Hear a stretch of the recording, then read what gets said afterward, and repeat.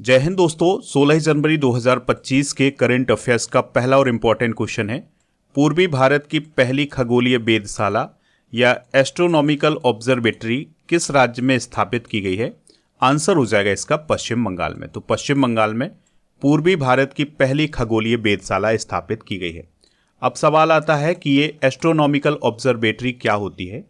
तो दोस्तों, यह एक ऐसा स्थान होता है जहां पर दूरबीन के माध्यम से अंतरिक्ष में होने वाली घटनाओं का ऑब्जर्वेशन किया जाता है। इसके अलावा यहां से मौसम का भी ऑब्जर्वेशन किया जाता है। तो दोस्तों, पूर्वी भारत की पहली और देश की 6वीं खगोलीय वेधशाला का उद्घाटन पश्चिम बंगाल के पुरुलिया जिले में किया गया है। इसका नाम रखा गया है भारत के प्रसिद्ध वैज्ञानिक सत्येंद्र नाथ बोस के नाम पर। दोस्तों, यह वेधशाला केंद्रीय विज्ञान एवं प्रौद्योगिकी मंत्रालय के द्वारा स्थापित की गई है। दोस्तों, इस वेधशाला के अलावा भारत में लद्दाख, इसके अलावा उत्तराखंड के नैनीताल, राजस्थान के माउंट आबू, पुणे में खुरबानी हिल्स और तमिलनाडु में कबलूर नामक स्थान पर वेधशालाएं स्थापित की गई हैं। देखिए, यहाँ पर बात हुई थी पश्चिम बंगाल की। तो दोस्तों, आप यहाँ पर इंडिया का मैप देख सकते हैं। ये है पश्चिम बंगाल और राजधानी क्या है इसकी? कोलकाता। राज्यपाल हैं सीवी आनंद बोस।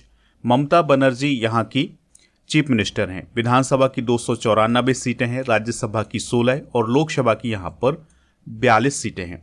दोस्तों, सुंदरबन डेल्टा किस राज्य में है? पश्चिम बंगाल में। दोस्तों, 2024 की प्रथम घटनाएं डिस्कस करते हैं। तो तेजस लड़ाकू विमान उड़ाने वाली पहली महिला पायलट कौन बनी है? मोहना सिंह। भारत के पहले गिद्ध प्रजनन केंद्र का उद्घाटन गोरखपुर रेंज के अंतर्गत महाराजगंज में किया गया है। इंग्लिश चैनल को अकेले तैरकर पार करने वाले सबसे उम्र दराज भारतीय कौन बने हैं? सिद्धार्थ अग्रवाल। कुष्ठ रोग को खत्म करने वाला पहला देश कौन बना है? जॉर्डन। इंग्लिश चैनल पार करने वाले सबसे युवा और तीव्र तैराक कौन बनी है? जिया राज। देश का पहला राइस एटीएम कहां पर स्थापित किया गया है? भुवनेश्वर, ओडिशा में। उत्तर भारत की सबसे बड़ी फ्लोटिंग सौर परियोजना स्थापित की गई है मध्य प्रदेश के ओमकारेश्वर में। यूनिफाइड पेंशन स्कीम यानी यूपीएस लागू करने वाला पहला राज्य कौन है? महाराष्ट्र। देश की पहली ट्रांसजेंडर दारोगा कौन है? मानवी मधु कश्यप, जो कि भागलपुर, बिहार से संबंधित है।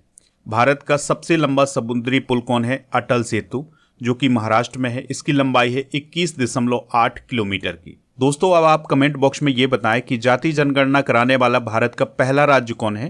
तो इसका आंसर आप कमेंट बॉक्स में जरूर बताएं। इस पूरे लेक्चर को बहुत ही ध्यान से लास्ट तक देखिएगा। लास्ट में आपसे क्वेश्चन पूछा जाएगा जिसका आंसर आपको कमेंट बॉक्स में देना है। अगर आप चैनल पर पहली बार आए हैं तो सब्सक्राइब कर लें, बेल आइकन भी दबा लें, जिससे आपको समय पर सबसे पहले नोटिफिकेशन मिल सकेगा। हमारे और भी अपडेट के लिए आप हमारे टेलीग्राम चैनल को ज्वाइन कर सकते हैं। टेलीग्राम चैनल का नाम है स्टडी कर ऑफिशियल। जो लोग हमसे नए जुड़ रहे हैं उनके लिए बता दें कि स्टडी करके ऐप को आप इंस्टॉल कर सकते हैं। इसका लिंक डिस्क्रिप्शन बॉक्स में दिया गया है। तो यहाँ पर आप ई बुक वाले सेक्शन पर जाएंगे तो जनवरी से दिसंबर 2024 तक के करेंट अफेयर्स की ई बुक मिल जाएगी, हिंदी और इंग्लिश दोनों मीडियम में। तो इसको वहाँ से प्राप्त कर लें। इसके अलावा दिसंबर 2024 के करेंट अफेयर्स की ई बुक भी आपको ई बुक वाले सेक्शन पर मिल जाएगी, हिंदी इंग्लिश दोनों मीडियम में। अगला क्वेश्चन है, आईएनएस सूरत, आईएनएस नीलगिरी और आईएनएस बागसीर का लोकार्पण कहाँ किया गया है, यानी इनका इनॉग्रेशन कहाँ किया गया है? आंसर हो जाएगा मुंबई में। तो दोस्तों, अभी हाल ही में प्रधानमंत्री मोदी जी के द्वारा 15 जनवरी 2025 को मुंबई के Mazagon dock ship builders limited में आईएनएस सूरत, आईएनएस नीलगिरी और आईएनएस बागसीर का लोकार्पण किया गया है। आईएनएस नीलगिरी की अगर हम बात करें तो यह एक स्टील्थ फ्रीगेट है, यानी कि इसको राडार सिस्टम के द्वारा पकड़ा नहीं जा सकता है और यह भारतीय नौसेना के प्रोजेक्ट 17A का एक प्रमुख जहाज है।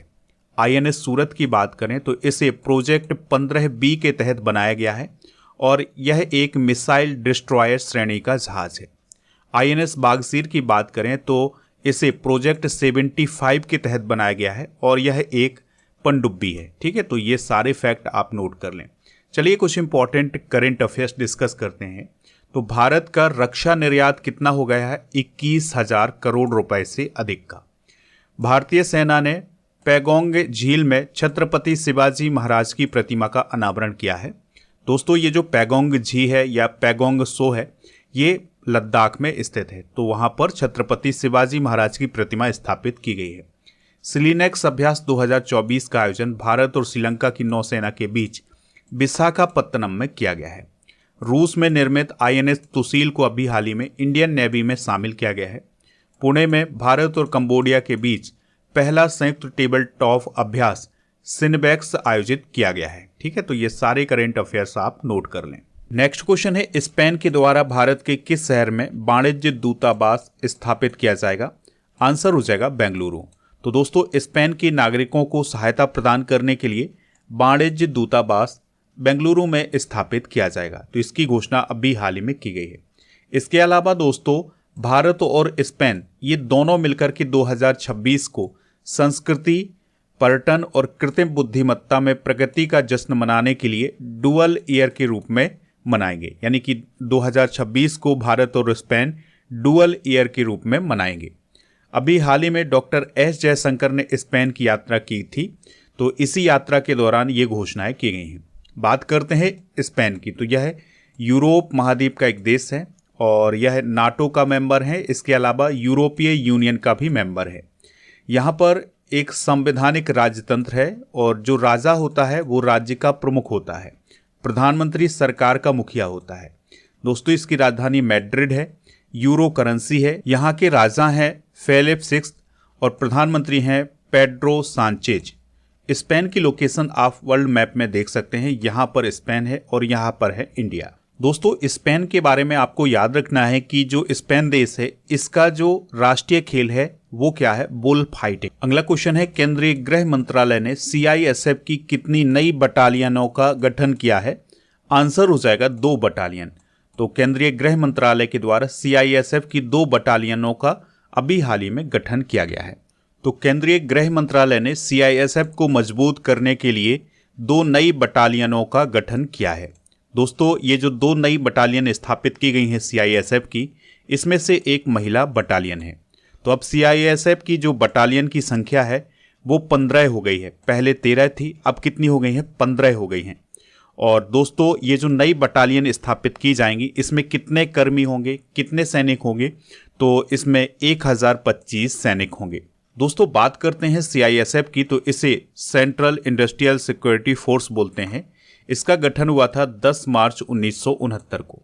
गृह मंत्रालय के अधीन ये काम करता है और इसका काम होता है भारत के जो प्रतिष्ठित संस्थान हैं उनकी रक्षा करना, जैसे जो परमाणु रिएक्टर हैं उनकी रक्षा करना, एयरपोर्ट की रक्षा करना, जो हमारे बंदरगाह हैं, बिजली संयंत्र हैं, इन सभी की रक्षा करने का काम किसका होता है? CISF का। मुख्यालय इसका नई दिल्ली में है। आदर्श बाग है सुरक्षा और संरक्षण। राजविंदर सिंह भट्टी CISF के वर्तमान में महानिदेशक हैं। अगला क्वेश्चन है, 10वां अजंता बेरुल अंतर्राष्ट्रीय फिल्म महोत्सव का आयोजन किस राज्य में किया जा रहा है? तो इसका आयोजन किया जा रहा है दोस्तों महाराष्ट्र में। ठीक है, तो जो मराठवाड़ा क्षेत्र की फिल्में हैं उनको एक मंच प्रदान करने के लिए अजंता बेरुल अंतर्राष्ट्रीय फिल्म महोत्सव आयोजित किया जा रहा है। आपको याद रखना है कि इस महोत्सव के दौरान जो साईं परांजपे हैं उन्हें पद्म पाणि लाइफ टाइम अचीवमेंट पुरस्कार से सम्मानित किया गया है। दोस्तों, बात करते हैं कुछ प्रमुख महोत्सव। तो सदुला वथुकम्मा उत्सव 2024 का आयोजन तेलंगाना में किया गया है। मेरा हो चोंगबा उत्सव 2024 मणिपुर में मनाया गया है। कट्टी बिहू त्योहार 2024 का आयोजन असम में किया गया है। फ्लाइंग फेस्टिवल 2024 का आयोजन हिमाचल प्रदेश में हुआ है। फूल वालों की सैर उत्सव 2024 का आयोजन नई दिल्ली में किया गया है। 19वां दिव्य कला मेला विशाखापत्तनम और 20वां दिव्य कला मेला पुणे में आयोजित किया गया है। जास्कर महोत्सव लद्दाख में और नुआखाई उत्सव ओडिशा राज्य में मनाया गया है। इसके अलावा कसूर रिवाज उत्सव और खीर भवानी मेला 2024 जम्मू कश्मीर में मनाया गया है और वह दीन खलम महोत्सव 2024 का आयोजन मेघालय में किया गया है। खर्ची पूजा उत्सव त्रिपुरा में मनाया गया है। बैकासी विशाकम महोत्सव 2024 का आयोजन तमिलनाडु में हुआ है। बाहुड़ा यात्रा और रज पर्व महोत्सव का आयोजन ओडिशा राज्य में किया जाता है। अगला क्वेश्चन है, रक्षा मंत्री राजनाथ सिंह ने कितने स्थानों को युद्ध पर्यटन के रूप में चिन्हित किया है? आंसर हो जाएगा 77। तो दोस्तों, 15 जनवरी यानी भारतीय सेना दिवस के अवसर पर रक्षा मंत्री राजनाथ सिंह ने गलवान घाटी और डोकलाम के सहित 77 स्थानों को युद्ध पर्यटन के रूप में चिन्हित किया है। दोस्तों, ये जो युद्ध पर्यटन के रूप में स्थान चिन्हित किए गए हैं, ये युद्ध या संघर्ष से जुड़े हुए स्थान हैं, यानी यहाँ पर कभी युद्ध हुए होते हैं या फिर यहाँ पर ऐसी स्थिति है कि यहाँ पर युद्ध हो सकते हैं। तो ऐसे स्थानों को युद्ध पर्यटन के रूप में चिन्हित किया गया है राजनाथ सिंह जी के द्वारा। दोस्तों, इन पर्यटन स्थलों में सक्रिय संघर्ष क्षेत्र हैं, प्रसिद्ध युद्ध क्षेत्र हैं, युद्ध स्मारक हैं, इसके अलावा कुछ म्यूजियम भी शामिल किए गए हैं। अब ये जो पर्यटन स्थल अभी हाल ही में घोषित किए गए हैं, इसमें डोकलाम है, गलवान घाटी है, द्रास है, कारगिल है। तो कारगिल को तो आप सभी लोग जानते हैं, यहाँ पर भारत पाकिस्तान के बीच में युद्ध हुआ था। तो ऐसे स्थानों को अभी हाल ही में युद्ध पर्यटन के रूप में घोषित किया गया है। चलिए कुछ इंपॉर्टेंट करेंट अफेयर्स डिस्कस करते हैं। भारतीय सेना ने लद्दाख में अभी हाल ही में पर्वत प्रहार अभ्यास आयोजित किया था। मित्र शक्ति अभ्यास 2024 का आयोजन भारत श्रीलंका के बीच हुआ है और इसका आयोजन श्रीलंका में किया गया था। 41वें भारतीय तटरक्षक कमांडरों के सम्मेलन का आयोजन नई दिल्ली में किया गया है। चाणक्य रक्षा वार्ता 2024 का आयोजन नई दिल्ली में हुआ था। भारत और चाइना ने पूर्वी लद्दाख के डैमचोक और देपसांग से अपने सैनिकों की वापसी अभी हाल ही में की थी। अगला क्वेश्चन है, मध्य प्रदेश के किस जिले के आदिवासियों के साथ मिलकर के कोरकू भाषा के 500 शब्दों वाला एक शब्दकोश तैयार किया गया है? आंसर हो जाएगा खंडवा। तो दोस्तों, मध्य प्रदेश के खंडवा जिले में आदिवासियों के साथ मिलकर के स्पंदन समाज सेवा समिति ने कोरकू भाषा की 500 शब्दों वाला एक शब्दकोश यानी डिक्शनरी को तैयार किया है। ठीक है, तो ये जो डिक्शनरी तैयार की गई है ये कोरकू भाषा में तैयार की गई है और इसमें 500 शब्दों को इंक्लूड किया गया है। दोस्तों, कोरकू भाषा की अगर हम बात करें तो यह ऑस्ट्रो एशियाटिक मूल की भाषा है।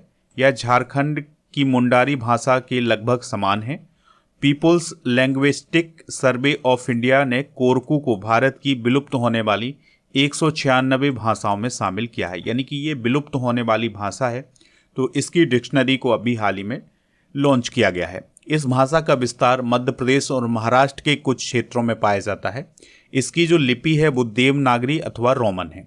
ठीक है, चलिए कुछ इंपॉर्टेंट फैक्ट डिस्कस करते हैं। तो भारतीय संविधान की 8वीं अनुसूची में भारत की 22 आधिकारिक भाषाओं का उल्लेख किया गया है। शुरुआत में हमारे संविधान की 8वीं अनुसूची में 14 भाषाएं थीं, लेकिन वर्तमान में 22 भाषाएं हैं।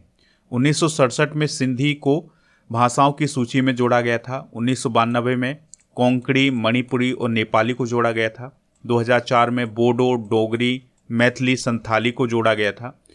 ठीक है, तो ये फैक्ट भी आप नोट कर लें। मकर बिलक्कू महोत्सव का आयोजन किस राज्य में किया गया है? तो इसका आयोजन केरल राज्य में किया गया है।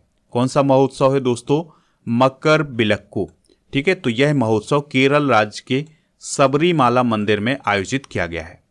दोस्तों, मकर बिलक्कू भगवान अयप्पा के भक्तों के लिए एक विशेष दिन होता है।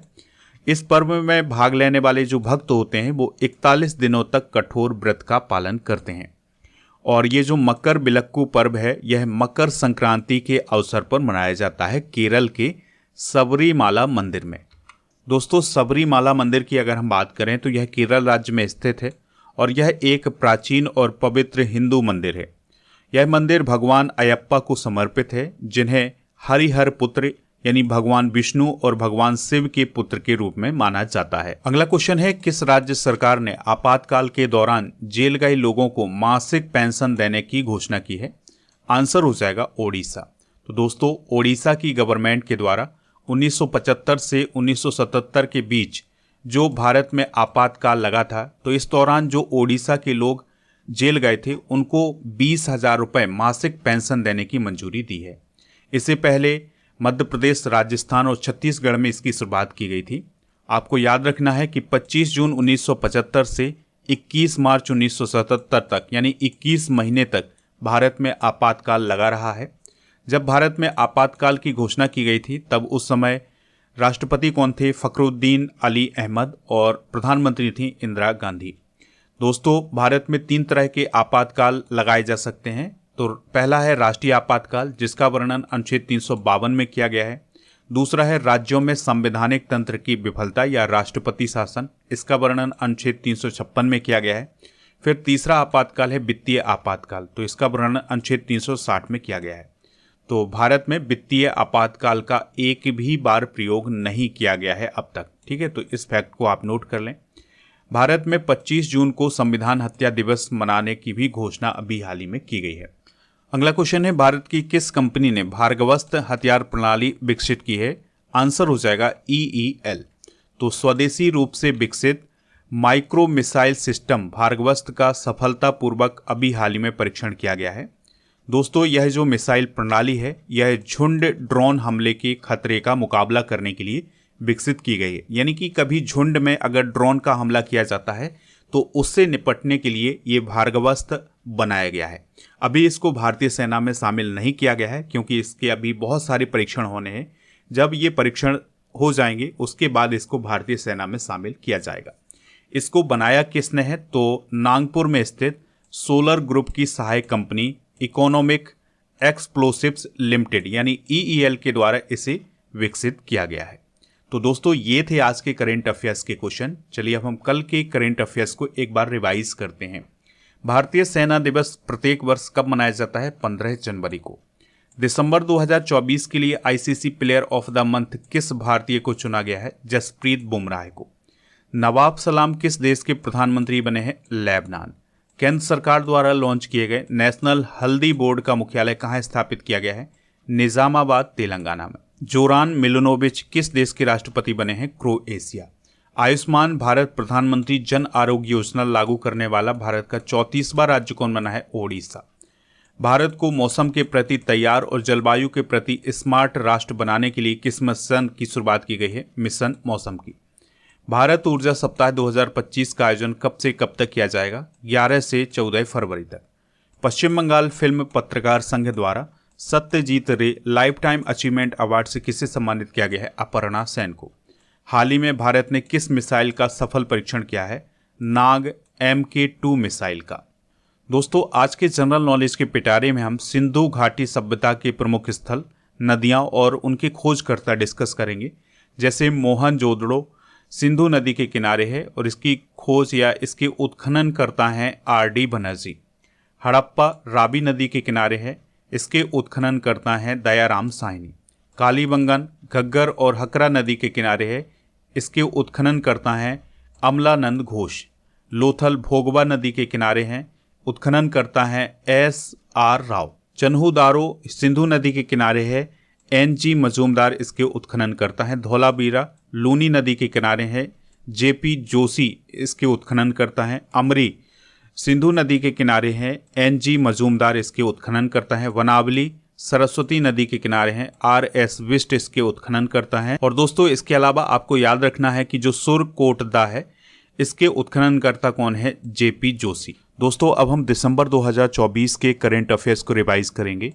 वीमेंस अंडर 19 एशिया कप 2024 का खिताब किसने जीता है? भारत।